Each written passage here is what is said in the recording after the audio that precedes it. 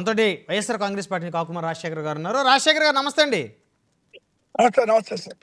So మొత్తానికి congratulations Kakumanu గారు. మొత్తానికి మీ నాయకుల్ని ఒక్కొక్కరిని బయటికి తెచ్చుకుంటా ఉన్నారు. ప్యానెల్లో ఉన్నటువంటి మిత్రులందరికీ కూడా ముందుగా నమస్కారాలు. ఇప్పుడు బయటికి రావడం అనేటువంటిది కేసులు జరుగుతూ ఉన్నాయి.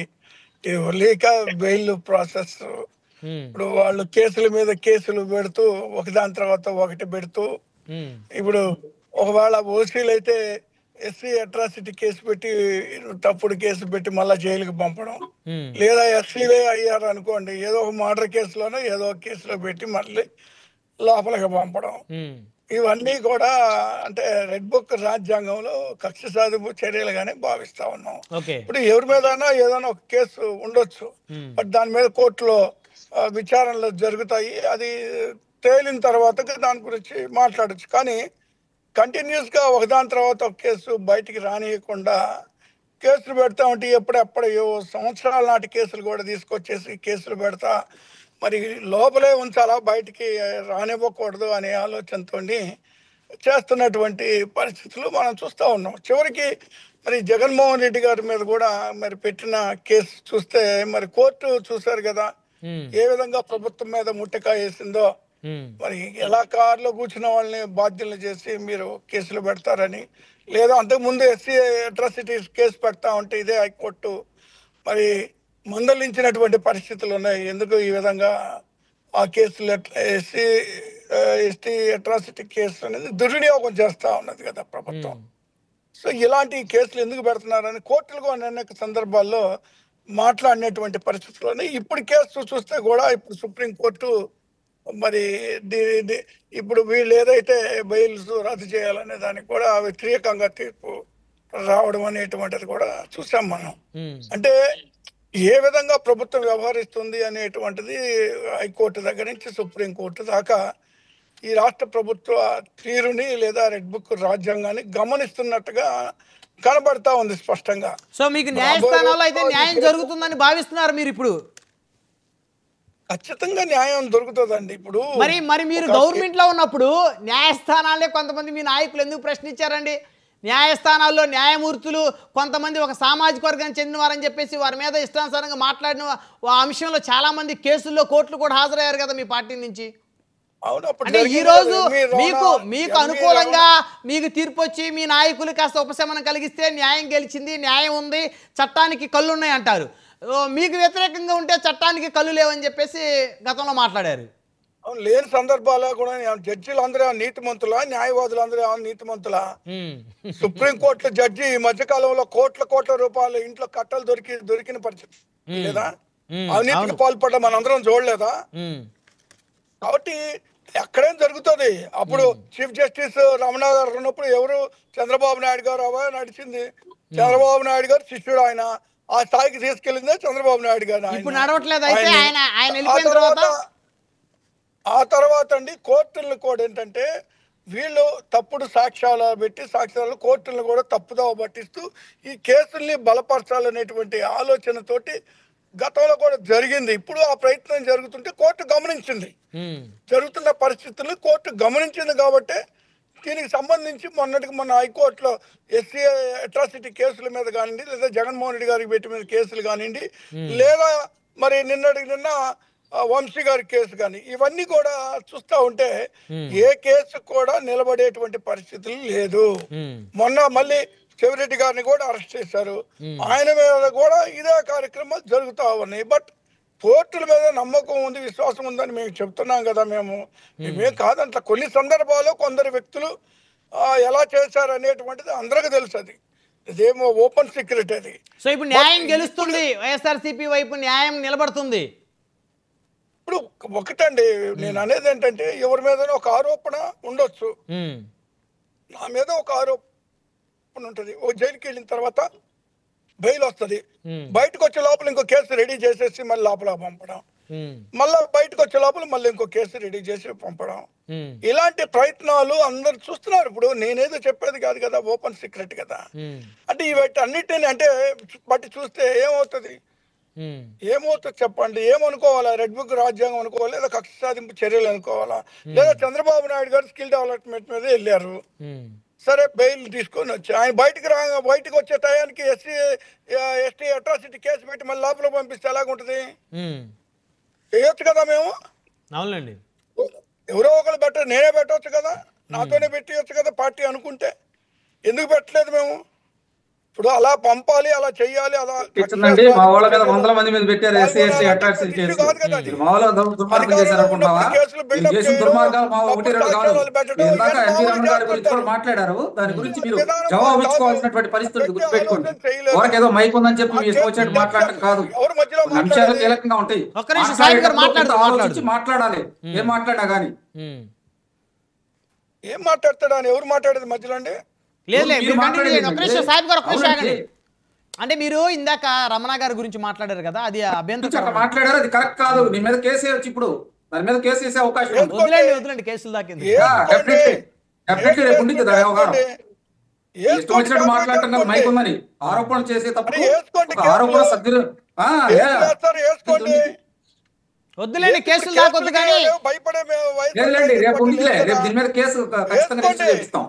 మళ్ళీ మేము ఆయన మాజీ సుప్రీంకోర్టు ప్రధాన న్యాయమూర్తి మీద వేశాడు ఆరోపణ. అది కరెక్ట్ కాదు. యాటిట్యూడ్ మార్చుకోండి దయచేసి. ఇప్పుడు సార్ వాళ్ళు రాజకీయ విమర్శలు చేయొచ్చు. ఏమండి, రాజకీయ విమర్శలు చేయండి. మీరు అవి పెట్టారు, మేము ఇవి పెట్టాము అనొచ్చు. కొన్ని విషయాల్లో జాగ్రత్తగా మాట్లాడాలి. అది బ్రహ్మనాయుడు గారు, రాజశేఖర్ గారు, మేము మాట్లాడని విషయం ఒకళ్ళు మాట్లాడాల్సిన అవసరం లేదు, ఒకళ్ళు చెప్పాల్సిన అవసరం లేదు. సో అన్నిటికీ సిద్ధపడే ఉన్నారు మీరు ఏది మాట్లాడినా. దేనికైనా సిద్ధపడే ఉన్నాము. మాట్లాడినట్టయితే సంఘటనలు చెప్పాము. చెప్పినప్పుడు దాని కాదు అనుకుంటే ఏం చేయదలుచుకున్నారో చేసుకోవచ్చు. ఓకే సరే, ఇంకా ఆ సవాళ్ళు వద్దులే, పక్కన పెడితే మనం రాజశేఖర్ గారు నెల్లూరు పర్యటన ఎందుకు క్యాన్సిల్ చేసుకున్నారు? జగన్మోహన్ రెడ్డి గారు వాయిదా వేసుకున్నారు. నెల్లూరు పర్యటనకి సంబంధించండి అనేక ఆంక్షలు. ఇప్పుడు ఏదైతే పర్మిషన్స్ అనేటువంటిది ఉందో అది కూడా రావాలా, ఆంక్షలు పెట్టడం, పర్మిషన్స్ కూడా ఇవ్వలేదు. తర్వాత వీళ్ళు ఎక్కడైతే ఇప్పుడు హెలిప్యాడ్ కి సంబంధించి కూడా జగన్మోహన్ రెడ్డి గారు ఎక్కడైతే మరి కొన్ని ప్లేసెస్ లో ఇక్కడ అయితే వాటిలో ఏదైనా ఒకటి ఇవ్వండి అంటే తీసుకెళ్ళి ఎక్కడో ఇస్తాము, అక్కడ ఇస్తాం, ఇక్కడ ఇస్తామని ఆంక్షలు పెట్టడం, ఇలాంటి ఇబ్బందులకు గురి చేస్తున్నటువంటి పరిస్థితులు ఉన్నాయి. వాటన్నిటికి కూడా మేము దేనికైనా ఇంకా లీగల్ గానే మేము పోరాటాలు చేస్తాము. అందువల్ల ఇప్పుడు వాళ్ళు ఇస్తున్నటువంటి వాళ్ళు చూపిస్తున్నటువంటి ప్లేస్ కూడా సరైనటువంటిది కాదు. ఇప్పుడు ఆయనకి ఏంటంటే రక్షణ కల్పించడంలో పూర్తిగా ఈ ప్రభుత్వం విఫలమైపోయింది. ఏదో ఒక విధంగా ఇబ్బంది పెట్టాలనేటువంటి పరిస్థితుల్లో, లేదా ఏదో ఒక విధంగా ఆయన ఎలిమినేట్ చేయాలనేటువంటి పరిస్థితులు ఈ ప్రభుత్వానికి కనపడతా ఉంది. నువ్వు ఇప్పుడు ఒక హెలిప్యాడ్ పెట్టినా, లేదా ఇంకోటి సెక్యూరిటీ చూపించినా, ఏదైనా ఒక ప్రాపర్ గా ఉండాలా, ఒక ప్రాపర్ గా ఇవ్వాలా. ఒక మాజీ ముఖ్యమంత్రిగా ఇప్పుడు మేమున్నప్పుడు కూడా మరి చంద్రబాబు నాయుడు గారు తిరిగారు, లేదా పవన్ కళ్యాణ్ గారు తిరిగారు, నాయకులు లేదా లోకేష్ గారు తిరిగారు. వాళ్ళంతా తిరిగినప్పుడు ఈ విధంగా హెలిప్యాడ్లు ఆంక్షలను పెట్టి నువ్వు ఆడతెగొద్దు ఏడతెగొద్దు అనే పరిస్థితులు ఉంటాయి. కొన్ని సందర్భాల్లో కొన్ని ఆంక్షలు ఉంటాయి, లా అండ్ ఆర్డర్ ప్రాబ్లం వస్తే. అలాంటి ఆంక్షలు తప్పితే మరి ప్రతి చిన్నదానికి ఆంక్షలు పెడతా ఉంటే ఇంకా ఎలా అండి ఇది? ఇప్పుడు ఆయన టూర్ చేయకూడదు, ప్రజల్లోకి వెళ్ళకూడదు. ప్రజలు ఆదరణ చూశారు, ప్రజలు ఏ విధంగా రిసీవ్ చేసుకుంటారో, ఎంతమంది ప్రజలు వస్తున్నారో చూశారు. వీళ్ళు ఎంతమంది రావాలి అని ఒక 100 మంది ఉండాలా, లేకపోతే బయటకు వచ్చాక నాయకులకి ఎవరన్నా కానివ్వండి, ఏ నాయకుడన్నా పోనండి, లేదా పవన్ కళ్యాణ్ గారు వచ్చినప్పుడు కూడా జనాలు ఎలా వస్తారు, లేదా చంద్రబాబు నాయుడు గారు ఎవరన్నా రానియండి, ఎవరికి ఉండేటువంటి ఫాలోయింగ్ పార్టీ క్యాడర్ వాళ్ళకు ఉంటుంది, వస్తారు. సరే ఈ రోజు చూస్తే జగన్మోహన్ రెడ్డి గారి ఉన్నటువంటి వాళ్ళందరికన్నా కూడా ఇప్పుడు ఉన్నటువంటి ప్రజాకర్షణ ఎక్కువ ఉంది. ప్రజలు మరి వేలాదిగా ప్రజలు వస్తున్న సందర్భాల్లో ఆయన కొద్దిగా రక్షణ కల్పించాల్సిన బాధ్యత ప్రభుత్వం మీద ఉంది. ఏదో అవాంఛనీయ సంఘటనలు జరిగితే జరగని, ఏదైతే మనకేంది అవని అనేటువంటి ఉద్దేశంతో ప్రభుత్వం వ్యవహరిస్తే అది ఇబ్బందికరంగా ఉంటది. అదే ఇబ్బందులు రాబోయే రోజుల్లో ఖచ్చితంగా వాళ్ళు కూడా ఫేస్ చేయాల్సిన పరిస్థితులు ఉంటాయి. సో అది మళ్ళీ మీకు అధికారం వస్తే వాళ్ళకు కూడా పర్మిషన్స్ ఇవ్వరు తిరగడానికి, అంతే కదా? వచ్చినే లేదండి, సినిమా చూపిస్తాం వాళ్ళకి. అది సాధ్యపడుతుందంటారా? 200% చేసి చూపిస్తాం. గుర్తుపెట్టుకోండి, ప్రతి దానికి వాళ్ళు ఏదైతే చేస్తున్నారో ప్రతి దానికి ప్రతి చర్య ఉంటుంది. అంటే బుక్ ఏమైనా పెట్టారా రాయటానికి? ఖచ్చితంగా బుక్ ఏంటండి, ఊరు గ్రామాన్ని ఉన్నాయి బుక్స్. ఓకే, గ్రామాన ఎక్కడ ఏం జరిగిన అన్నిటికి కూడా ఖచ్చితంగా మళ్ళీ రివోల్ట్ ఉంటదండి ప్రతి దానికి.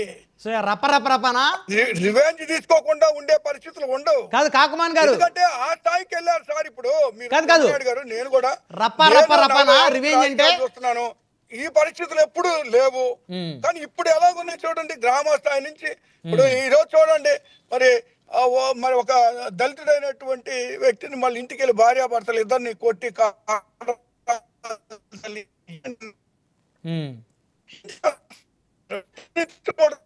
ఆలోచనతో ప్రభుత్వం సరిదిద్దుకునేటువంటి ప్రయత్నం చేసుకొని ప్రభుత్వాన్ని సరైన రీతిలో నడుపుకునేటువంటి ఆలోచన చేసుకోవాలి. కానీ అలా కాకుండా ఏదో ప్రశ్నించారని చెప్పేసి ఏదో కేసులు పెట్టేసి ఏదో ఒక మరి చర్యలు తీసుకుంటా ఉంటే ఎలా అవుతుంది? కాబట్టి అలాంటి ఇచ్చినప్పుడు మేము సైలెంట్ గా ఉండాలా? అవును, మళ్ళీ మాట్లాడుతురు కాకుమాన్ గారు. మనతో బీజేపీ నుంచి రవిచంద్ర రెడ్డి గారు ఉన్నారు, వారితో మాట్లాడదాం. రవిచంద్ర రెడ్డి గారు నమస్తే అండి. వీళ్ళు ఇన్ని చేస్తున్నప్పుడు రేపు మేము మాట్లాడుకుంటా మేమేం చేయకుండా ఉండాలంటే అది అయ్యే పని కాదు కదా. అంతే, 100% దాంట్లో తప్పు లేదు. అందుకే చర్యకి ప్రతి చర్య ఉంటుంది అని చెప్పడం. కాకపోతే అది హింస రూపంలో మారితే తప్పది. ఎందుకంటే సరే వాళ్ళు ఏదైనా 1-2 చిన్న మిస్టేకులు చేస్తే అవి మేము చేస్తామని అంటం అయితే కరెక్ట్ కాదు.